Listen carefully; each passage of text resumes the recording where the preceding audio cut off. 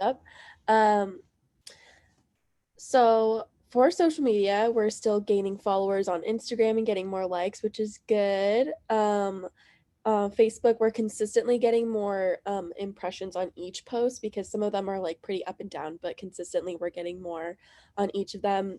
This last month, we had a post get 6,000 impressions, which was the most that we've ever gotten. It was actually about like getting donations for homelessness with, oh my gosh, who was it for, Monique? The rescue mission. Rescue mission, yes, yes. I made a post for that, and we ended up getting 6,000 people to either see it or share it or something, which was really awesome. Definitely getting them some traction on social media, which is awesome. Um, and also, if you want to be featured, if your food business, whatever you're working on, wants to be featured, please reach out to me or Monique. We would love to work with you and make a post about whatever you're doing or whatever you care about. We want to be able to spread the word about everything that the food project gets to help with or be a part of. And if you haven't already, please follow us on Instagram and Facebook. Instagram is just Pueblo Food Project, no spaces. Facebook is Pueblo Food Project, spaces in capital letters appropriately. And that's about all that I have. Newsletter will be coming out soon. So be looking out for that. Check it out. Thank you. Thank you, Megan. The last announcement that I will make is in regards to the Food and Ag Summit 2021. Many of you in your working groups have had a discussion around whether or not there will be a summit. It sounds like there is definite interest from our community to have a summit next year. The Pueblo Food Council will be kind of taking a final vote on whether or not we should move forward with the 2021 offering. And if so, this group will be hearing from me. We'd love to put together a host committee to kind of line out what that virtual program would look like. And with that, I think we are ready for our working group updates. I am going to start with access, if I could. Lindy, if you are available, please show your screen. There we go. Hello. Thank you. I'm in San Diego, and the internet here is not the best, so I've kept my video off. Sorry about that. Let me just look at my notes. So our food access meeting met on October 20th, so our second one in the standing schedule. We worked more on the creating videos for SNAP and WIC and food pantries, and decided an asset map would also be a good fit for our group to help determine what are more potential partnerships that we could kind of connect the dots around the county. We brainstormed more ideas where we could ask what cooking tools or small appliances like a portable stove, for example, would help different people experiencing different food access needs around the community. So how might we develop a questionnaire to ask other organizations such as schools, people serving those who are homeless or just moving into a house, so we can figure out what would be the best tools to help people access, and then how would we distribute those. So we're continuing to work on that project and gather input. And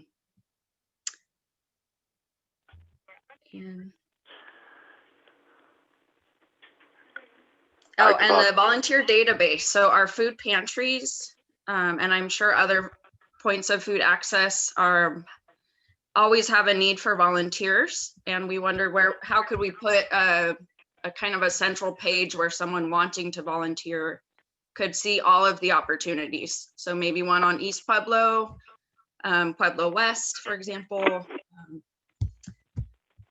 just kind of to streamline that and make it easier to attract people. There are a lot of seniors helping at our pantries. I have a huge appreciation for them now that I went to help and volunteer. They have been working hard all through these needs.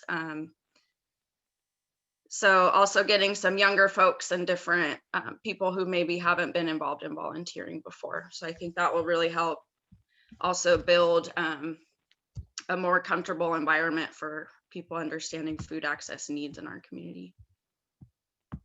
I think that's about it. All right, thank you. Economy. Mo, would you go next? Yes, and I apologize if I start breaking up. All three of my kids are in class at my house right now, so our bandwidth is being pushed to the max. So Food Economy met twice this month. We had our regular meeting, and then we partnered up with SBDC and Skill. At our regular meeting, we reviewed our implementation plan, and we really discussed terminology to get everybody on the same page as far as what we want to do to move forward. We definitely have a need for a food incubator, both a person to be that brand rep or broker, and also a repository of where we're going to keep all of we're going to connect all of these educational platforms, information, and other resources. So we also discussed that Food and Ag Summit. We really liked the Food and Ag Summit last October. Obviously, that's not something that we're going to meet together in person probably until 2022, but we talked about this spring doing a virtual or hybrid type events to recognize our partners and coalition members, recognize the achievements of the food project.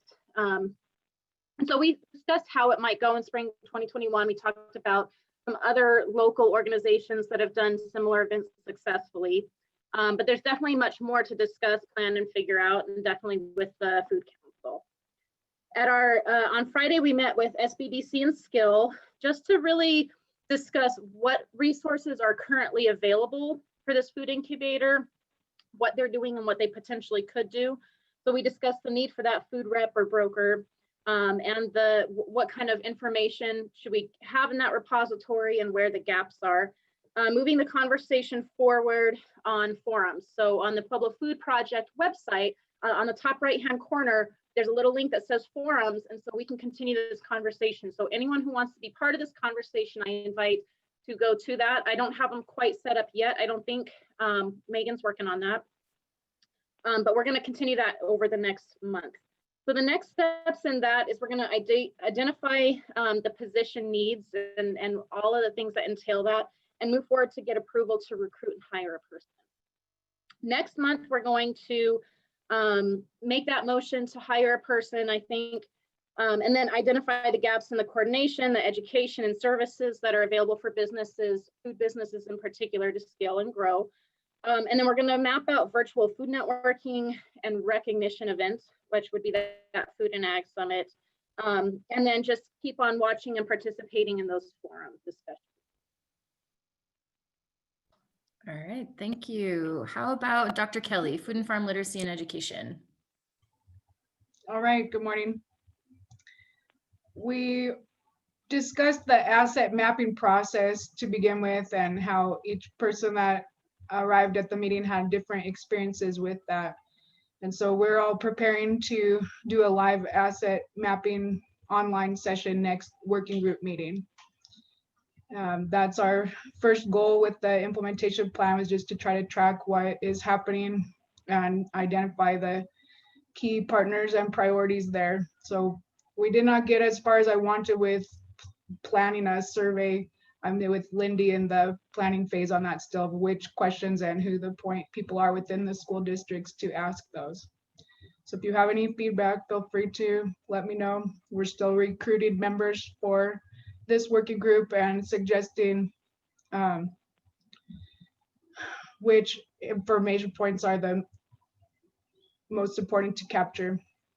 This meeting, we were thinking also about how to present environmental education in creative ways for the upcoming conference. We're all committed to wanting to see it happen, but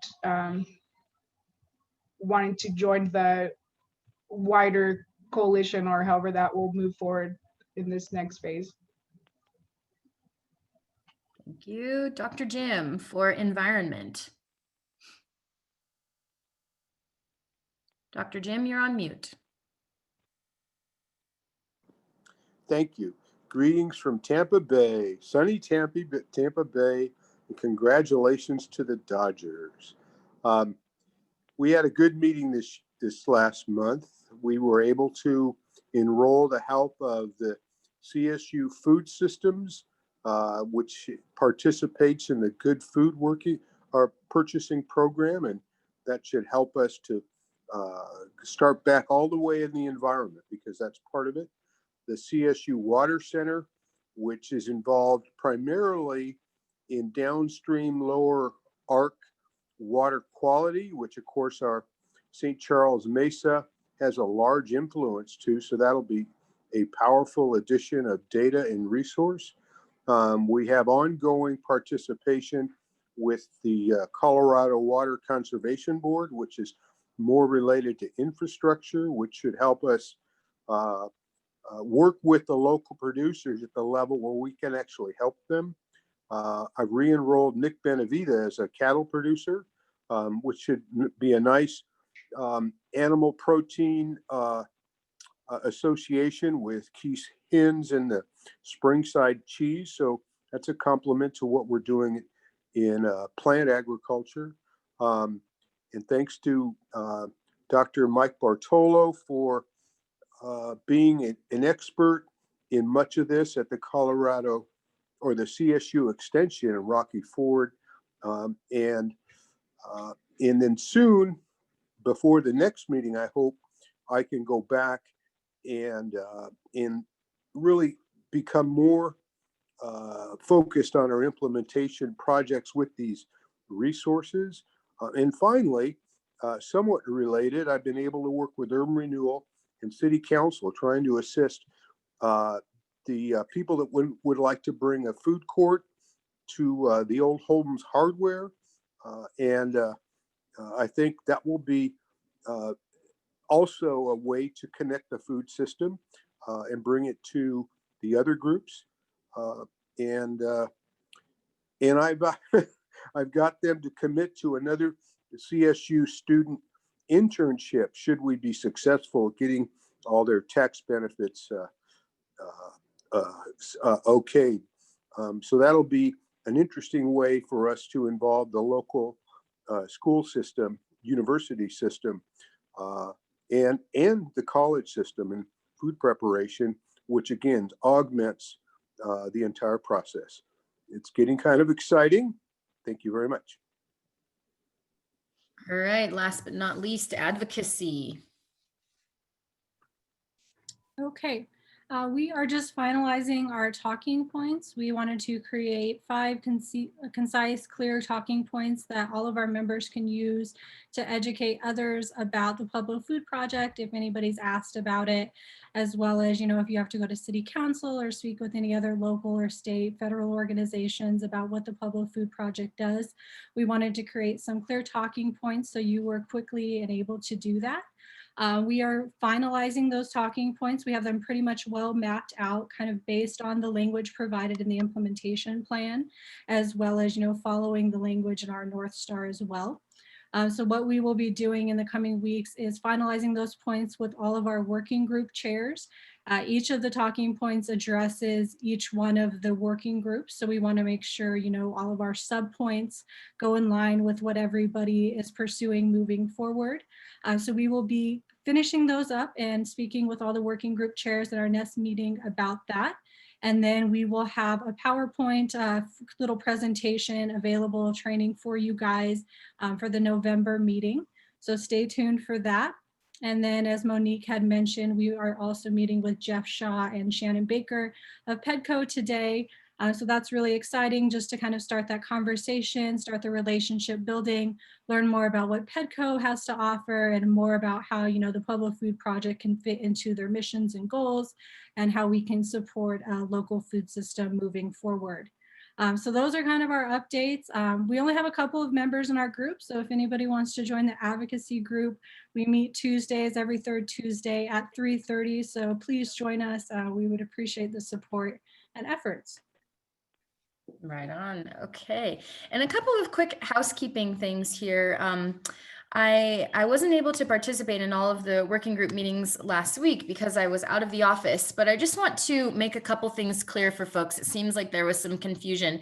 Every time a working group meeting is added to your calendar, you will see in that calendar invite, there is a link to the agenda and the past meeting notes, and there's a link to the Zoom.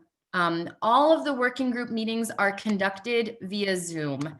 When you go to the actual agenda, you have the current meeting agenda, and then you have all of the past meeting agendas and notes preceding it. So it's all in one place. We're using one link here. And further, there was some conversation around the strategic plan and the implementation plan and people not being in access and da da da da. Nope, everyone has access. They're all right here. Each working group strategic plan is clearly linked at the top of the agenda, and immediately preceding that is a copy of the implementation plan. So there is no reason anyone should ever feel like they don't have the information, because it is all included in one document and the link will never change. And as well as the Zoom link information is the same every single time included in the meeting agenda. So if you haven't taken a look at the implementation plan, you know where to find it now. If you are unclear on the strategic plan for each working group, it's always there. And again, the notes kind of just roll in, meeting after meeting. So I'm doing my best to make it as straightforward as possible for y'all to find those details. And that is consistent across all 5 working groups. Okay, let's see. We have about 30 minutes left. And are those notes in the forum and by email invite? Yes, the links to the agendas are in the forum, and yes, they're always in the email invite. And they're also linked in the newsletters that we send out each month. So the newsletter has all of the pertinent dates and information and links, and we're just gonna keep throwing them in there so everyone has the info. I was a little surprised for folks not being able to find it. And so that means I need to make it more clear, and I'll continue to do that in as many ways possible. All right, let's get back to our presentation here. And we're going to talk now a little bit about systems change. So if you remember at our last meeting, we had a conversation about our IDI work, and each time we're together, we want to take an opportunity to build our capacity as a coalition for this work. And so this morning, we're going to talk about systems change. Okay. So the objectives, and we're going to take about 20 minutes or so for this. It's going to be truncated quite a bit from what I had hoped for, but that's great. We've had some good discussion. So if it sounds like I'm talking a little fast, I probably am. But the goals for this activity are to explore specifically, what does systems change mean, and how systems changes can improve our community food security. And then distinguish the differences between systems changes, which we're focused on with the Colorado Health Foundation grant, programs, and individual behavior change, and how those impacts our work in terms of addressing hunger and ensuring equity across our community. And then finally, we're going to take a look at an example of systems change. So here is a very straightforward definition of systems change, and I'm just going to go ahead and read it out loud. Systems changes are shifts to processes, procedures, or practices within an organization, sector, or domain. So these are changes to the way things get done, changes in process, procedure, or practice. If we take a look at how systems change plays a role for hunger relief, these are the areas that we're really trying to focus on as the Pueblo Food Project Coalition. We are working towards hunger relief systems optimization. So changing what we have in place to increase access. We're looking at local food systems development, So we're strengthening and connecting our local supply chain to benefit our growers, producers, and eaters. And then finally, we're really talking about community empowerment. This is, it's third on the list, but it's probably the most important. We want to grow our power as a network, as a collaborative effort to promote meaningful change and foster leadership amongst our community. We want every representative of the Pueblo Food Project and beyond to feel empowered to communicate the things that they need to improve food access in their community. And so it's really important that we give the opportunity to build our skills together and be on the same page when we're talking about what we mean. So these are kind of the three areas that we're looking to affect with our systems changes. This graphic looks a little complicated, but it's not too complicated. I'm going to do my best to explain it, and then we'll have some time for questions. These are the 6 conditions of systems change, and there are kind of layered here. So if you remember last month during our Intercultural Development Index inventory, we had that iceberg, and it was kind of the opposite formation, right? The cultural practices that we see at the tip of the iceberg are really layered by lots of implicit and semi-implicit notions that we are built up with or grown up with. And this particular model is different. It kind of is shaped at that opposite angle, and it says the policies, practices, and resource flows, those are very clear. A policy that says 1 box per family, that is very clear. The practice of putting food in boxes for people who come to a food pantry or food distribution line, that is a very clear practice. Resource flows, that is connected as well. How goods get from one to another. We're saying that it's 1 box for family. The food is already in the box and you get the box we give you. That is a system. That's a policy, a practice, and a flow. And that is very explicit. It's clear. Next, we have sort of relationships and connections and power dynamics. These are really important layers, but they're not often as clear. They're not often as specific. So we have the power dynamics between, and I'm just going to use examples, care and share, providing food to our hunger relief organizations, and then our hunger relief organizations deciding how to distribute that food. That is a power dynamic. That is a share.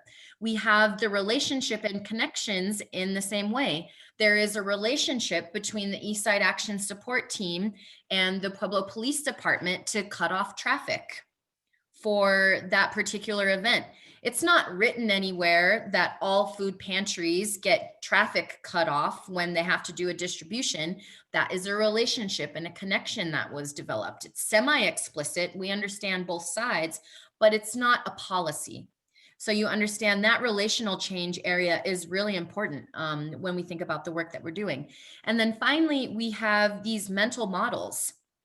We have and this is, I'm just giving this as an example, the mental model that people who are hungry, they're hungry and they're going to be happy with whatever they get. So we're giving them that box. There's no choice involved, right? That's a mental model. Oh, hungry people don't care what they eat. We know that's not true, but we can all imagine and remember times in our experience working in food systems where some of these mental models have been flawed and they impact all of the other things that bubble up from that. And so we have these really important layers. Now, the Blueprint to End Hunger is an organization I bring up a lot, and they are really focusing on policies and practices. And we'll take an example. I think there's an example of that on the next slide. I think I put it in, I may not have. And the Colorado Health Foundation is really focused on relationship connections and power dynamics. They are empowering us to think about how we really play in this center layer. What are our relationships with each other? What are the power dynamics between us and, let's say, government organizations or other nonprofit organizations doing similar work? So there are lots of places where you can come in and impact systems change. And we can all think of examples for each of these. But at the end of the day, for us to go from structural change, which is the policies and practices, to relational change, the way we understand each other, to get to an overall transformative change in the community, we have to change our mindset. And so these can both bubble up and bubble down. But a lot of times we'll see that where we start from, that mental model impacts the V up. So these are just kind of the conditions that we want to keep in mind when we're thinking about systems change. Now, I know I talked through that pretty quickly, and I think it will be helpful for us to jump right into an example. So we're going to watch this video. It's only about 5 minutes or so, and then we'll have a chance to kind of dialogue together what we heard. I'm gonna cross my fingers that this works. Super Shelf is an initiative that transforms food shelves and creates welcoming and client-centered environments for their communities to access healthier and more appealing foods. 1 in 10 people in the state are living with food insecurity, which means they are lacking adequate access to nutritious food. So as we at Aliveness Project are providing services to people living with HIV, it's more important than ever that we focus on food insecurity and nutritional status. In 2017, we served 10,660 families for the year. And so the families have a wide variety of needs. There are times when it gets really busy and there are groups of people standing and we're trying to get through and roll people around. So we have to rearrange, move things and move people, and it's sometimes difficult because there's a lot of people that come through the door here. We surveyed our customers and our clients. We asked them, what kinds of foods do you need more of? How can we be the most helpful to you? And what we heard loud and clear was the need for healthier food options. They're the most expensive in a grocery store. So if food shelves like us can source healthier foods, we should do that. Oftentimes when you think about food shelves, a vision that comes to mind is kind of a blank canvas that has a lot of rows of canned goods, maybe like non-perishable items on the shelf. So that's really a vision that we're trying to evolve into one of more healthy, fresh produce, fresh dairy, cooking oil and spices, eggs, meats, things like that, that they can take home and provide a nourishing and enjoyable meal for themselves and their families. One of the biggest challenges is always helping people dream and envision what their space could look like, right? Because it's been this way for a long time. This is how we do it. This is how I've always known it. When you undergo a super shelf transformation, it truly is kind of a top-down to bottom-up transformation of the space, from what you see on your shelf to how you are ordering foods and how you're procuring foods and working with your food banks. When we adopted the super shelf model, it was important to us that we did not increase our Sorry, guys. budget. And so we did a lot of work and we made some decisions about things that we had been purchasing that were maybe higher in sodium, processed, boxed, and canned, that we just decided we would love to have those items come in as donations, but we're just not going to spend our dollars on them. And then we were able to shift our spending on categories that were healthier. We could not do what we do without volunteers. They're incredibly important to bringing along this process with us. The most important way to engage volunteers is to explain why we would make these changes. And the biggest reason why we would make these changes is because it's exactly what our clients have told us they want and they need.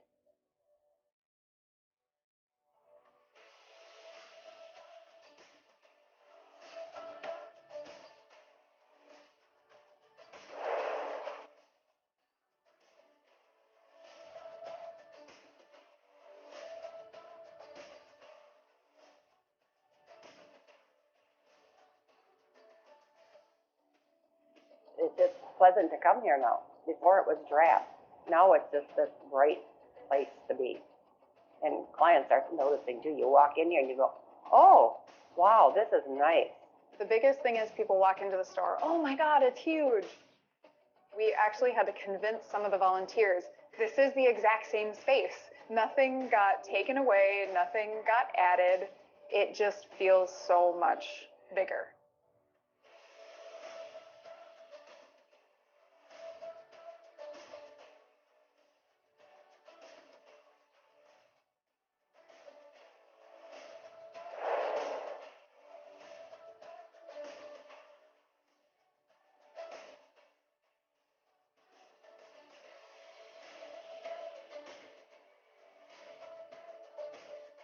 Clients have said that they like the openness and how much better the place looks as far as space. The fact that we give away as much produce as they can use. They say it looks like a grocery store. Part of Super Shelf is the physical transformation, and it's very beautiful. I think that has other effects within the community. We've had clients that have come in and seen the space for the first time and are just overwhelmed with how it looks, but then also have said, how can I be involved? I want to help. We've also had people that have stopped to drop off donations and have said, I want to be involved in this. For food shelves that are looking to change to become a super shelf, one of the biggest pieces of advice that I can give them is to be ready for change and to understand that we're here to work alongside you and to make sure that you are the most successful that you can be. I would absolutely encourage other food shelves to go through this transformation. This is the direction that we need to move anyway. Like, we need to move to being healthier. We need to move to providing better food and better support for our families. And so having a team of people to help you in that process, so amazing, because I can't imagine doing this on my own.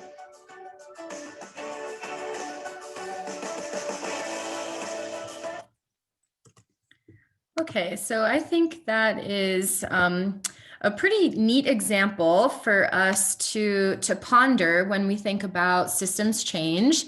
And it just wouldn't be a meeting unless I sent y'all off into breakout rooms. So we're going to go ahead and bounce folks out into a handful of rooms. You should be between 3 or 4 participants in your room. And I'd love for you to answer these questions. What are the systems changes at Super Shelf food pantries? And they were saying food shelf, but I think we all understand, same idea as a pantry. And what are the intended impacts of these changes? So identify the changes and then why do you think they made them? And we'll just spend 6 minutes, 7 minutes in your room quickly talking through that. Okay, join your breakout group and off you go. I will bring you all back when it's time and I will give you a warning. So please accept your room and go ahead and get started. The quicker you accept, the better.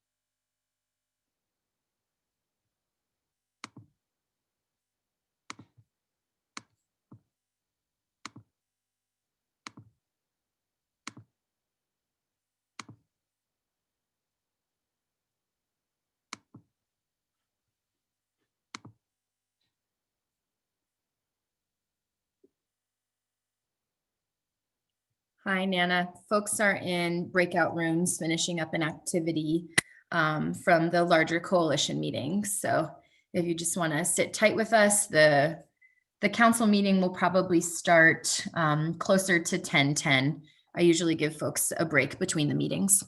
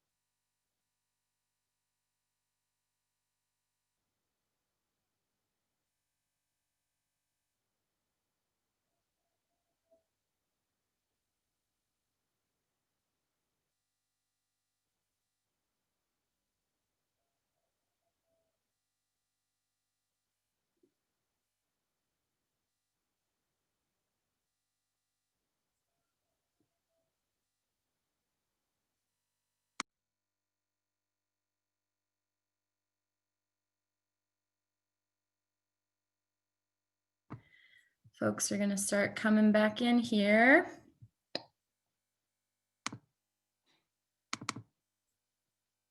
Welcome back.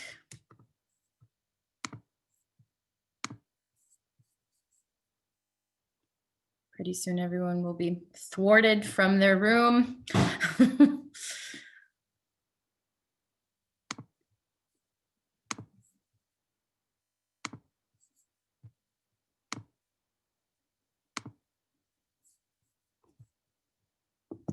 Folks are really deep in on their conversations here. That's good.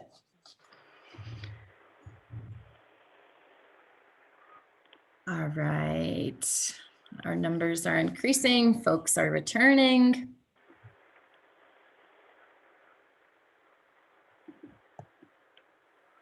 Okay. So we don't have enough time to sort of debrief as a larger group, but I'm sure that your individual conversations were insightful, or at least got you thinking about the example that we saw. But I kind of just want to lay out sort of this flow. What we saw in the example, in the case study, was a changing practice, as well as a change in the mindset and the leadership. And that was supported by policy and technical assistance from the Super Shelf consultants. And that allowed them to create the pilot, implement it, test it, learn from it. You heard them saying they asked their clients what they wanted, and then they developed and they refined, and now it's institutionalized. It's the way that they do business now as a food pantry or food shelf. And so that resulted in behavior changes from guests coming in. Folks who used to drop off donations only were interested in getting involved. Clients who use the food shelf felt like it was a whole entirely new space. And of course, we can understand that those sorts of open eye experiences not only had a behavior change, but most certainly improved access in that community. So excited that we had an opportunity to share that example with you. And my hope is that we would have time to break out one more time to sort of ask ourselves, what systems changes have you witnessed in Pueblo as members of the community, and what are the systems changes that the Pueblo Food Project is working towards? So maybe we can just take one response into the whole group. Does anyone have a systems change that they have witnessed in Pueblo that they would like to share as an example to the group? With Save a Lot grocery stores offering the Double Up Food Bucks program for people using SNAP. Totally. That is a great example of a systems change. Lindy, why don't you explain for everyone on the line what specifically that means? Because we have some guests that might not be familiar with SNAP or Double Up and the Save a Lot partnership. Sure. And Marcy is kind of the expert on that, but Double Up Food Bucks is a program that's available in most states. And the idea is folks can get more access to fresh fruits and vegetables, but particularly ones that are grown in the state, so in Colorado. So we're also supporting the food growing system in that way. So it's often available at farmers markets if the farmers markets accept SNAP and are, you know, I believe they fill out an application and have to do the administrative side of that. But somebody can spend $10 on their EBT card and get $10 extra bonus bucks to spend on local fruits and veggies. So it's in a few grocery stores. I've always heard about it being farther north, like in Greeley, and wondered when Pueblo would be able to do that. And I'm very excited that Save a Lot has opened that door here. Yeah, that's awesome. Thank you for explaining that more fully. And my second question is, what are the system changes that the Pueblo Food Project is working towards? And spoiler alert, my hint there at the bottom, remember our goals. Those are the systems changes that we're working towards. These here at the beginning of the presentation, you know, these are systems changes. And this is what we're moving towards. So keep that in mind and remember this example and the success that they achieved when we do our work together. All right, we have 5 minutes left. I have one major announcement to share with the group, and then we'd love for other community announcements if you have any. Our meetings are usually the last Wednesday of the month, but the executive committee and I had a conversation regarding holiday schedules and just the end of the year craziness. And so we've adjusted our schedule slightly. I will be sending out both November and December meeting reminders in the coming days. So you'll get 2 invitations from me. It's not the same invitation. One is for November, one is for December. As mentioned in our November meeting, our activity will be those advocacy talking points. The co-chairs of the advocacy working group will kind of run us through those talking points, and we'll have an exercise and we'll dialogue on how to best represent the food project when we're out and about. And then December, we're going to have a bit of a celebration, thinking about all of the fabulous things that everyone on this coalition has done, not just the food project, but within your own organization. So be prepared for some excitement and some celebration in December. So those are my announcements. Does anybody else have a community announcement they would like to share?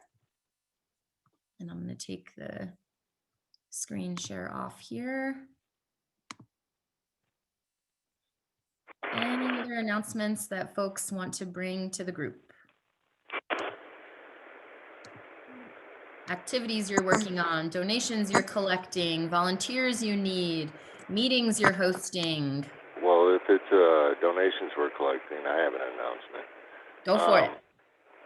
We're running a Pueblo United Turkey Drive where we can reach out to more than just the south side area of Pueblo. We would like to reach out to the west side and the east side and the north side as well. We're trying to collect turkeys and hams or whatnot that might be available for families that are going to be in need for the Thanksgiving meal. That's the announcement that I have. We're planning on having everything in by November 7th and distributing everything by November 21st. All right, so if you have goods, canned goods, vegetables, turkeys, anything that might be included in a holiday feast, please reach out to Kevin from Pueblo United. I know there's a Facebook page. I know, Kevin, do you want to share your phone number or your email so folks can contact you directly? Oh, sure. I can definitely do that. We definitely have a Facebook page. We also have a Facebook group. We have members of 2,300 following. You can follow me on there, or you can email me at publicunited719@gmail.com. Or you can reach me by my phone, which is 719-557-9057. That's my cell phone, so it'll be directly on me. And my address is 615 East 5th Street, if anybody would want to drop by and talk and discuss it further. All right, and Megan just threw the link to your Facebook group in the chat so folks can easily access that. Any other community announcements?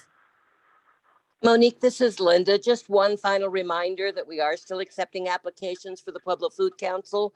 Those are not open to the general public, but they are open to anyone who is participating in the Pueblo Food Project, so in this coalition. So if you're interested, get your applications in. The commitment is to serve on the Food Council, which meets once a month, and to represent the Food Council on at least one of our working groups. So hope some of you are interested and will join that effort. All right, and I'm going to throw one more link in the chat here. It is a Google form for feedback on this meeting. You can provide feedback on this meeting. You can provide feedback on the Pueblo Food Project in general. We want your opinion, no matter what it is, good, bad, ugly, all of the above. It helps us improve as a community-based coalition. So feel free to share your thoughts. And we are wrapping right on time. So thank you very much, everyone, for joining our October meeting. I wish you a spooky week, and we will be back in a month. Thank you so much.